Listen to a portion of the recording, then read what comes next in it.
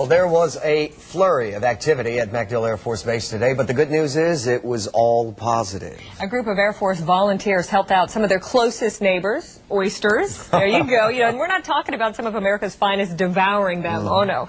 Instead, they're helping them move in and become guests on the property. That's right, guests. 10 News meteorologist Cliff Michelson shows you.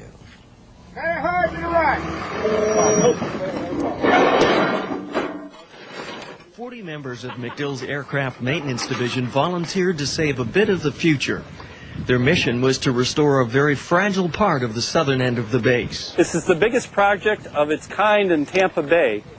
All in all, we're going to put out about 910 of these oyster domes along 900 foot of shoreline. These domes aren't just concrete. They're made with special materials that attract all sorts of organisms. There's a hermit crab. Like oysters that act as biological filters that help clean Tampa Bay. And when you crunch the numbers and look at what you're able to do here, we're saving federal dollars and also providing an environmental benefit back out to the bay system by avoiding a seawall.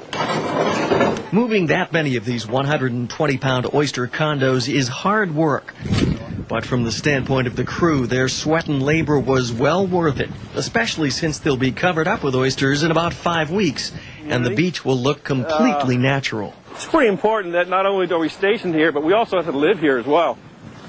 So we need to make a long and lasting impression on our community. There's no doubt that these hard workers have already done that. As these are established over time, the oysters and the habitat, the seagrass, the birds will reestablish back on the shoreline. Reporting from McDill Air Force Base, meteorologist Cliff Michelson, Tampa Bay's 10.